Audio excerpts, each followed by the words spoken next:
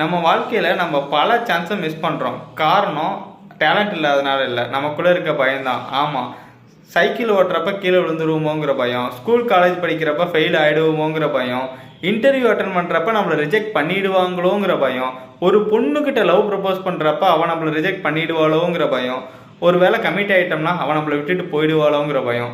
இப்படி பயம் பயம் பயம்னு சொல்லிட்டு நம்ம வாழ்க்கையில் பல சான்ஸை மிஸ் பண்ணிக்கிட்டே இருக்கோம்.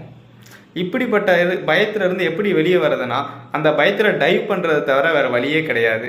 ஆமாம், என்னோடய லைஃப்பில் நான் எப்படி பயத்தை ஓவர் கம் பண்ணேங்கிற ஒரு குட்டி ஸ்டோரி உங்களுக்கு நான் சொல்கிறேன்.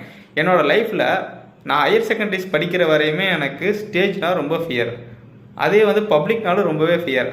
அப்படிப்பட்ட ஃபியரை ஓவர் கம் பண்ணுறதுக்கு நான் என்ன பண்ணேன்னா, ப்ரேயரை நான் ஆஸ்க் பண்ணுறேன்னு சொல்லிட்டு நான் ஆஸ்க் பண்ணேன். கிட்டத்தட்ட ஒரு 700+ பீப்புள்ஸ் ப்ரேயர் ஹாலில் இருப்பாங்க. நான் ஆஸ்க் பண்ணுறப்ப, எனக்கு ஃபஸ்ட் டைம் ஆஸ்க் பண்ணுறப்ப எனக்கு தமிழ் தாய் வாழ்த்து தெரியாது, பிளெட்ஜ் தெரியாது, எதுவுமே தெரியல. சட்டர் ஃபெயிலியர், செம்ம ஃப்ளாப்பு, எல்லாருமே கலாய்ச்சாங்க. ஆனால் அதை நான் எதையுமே கேர் பண்ணிக்கவே இல்லை. அடுத்த டைமும் நானே தான் போய் ப்ரேயரும் பண்ணேன், சக்ஸஸும் ஆனேன். அந்த இயர் முழுக்காவே நான் தான் ப்ரேயரும் பண்ணேன். அப்போ இருந்து எனக்கு ஸ்டேஜ் ஃபியர், பப்ளிக் ஃபியர் எல்லாமே போயிடுச்சு. இன்னொருத்தங்க என்ன நினைப்பாங்களோங்கிற ஃபியரும் போயிடுச்சு. அதனால என்னால் பல சான்ஸை கிராப் பண்ணவும் முடிஞ்சு, அதில் சக்ஸஸ் ஆகவும் முடிஞ்சு. நம்ம வாழ்க்கையில் எல்லாருக்கும் சான்ஸுங்கிறது அவ்வளோ ஈஸியாக கிடச்சிறது கிடையாது. இந்த மாதிரி சின்ன சின்ன பயத்தினால அந்த பிரமாதமான ஒரு சான்ஸை மிஸ் பண்ணிடாதீங்க. இந்த வீடியோ பிடிச்சிருந்துச்சின்னா லைக் பண்ணிவிட்டு கமெண்ட்டில் எப்படி இருந்துச்சுன்னு சொல்லி கமெண்ட் பண்ணிடுங்க.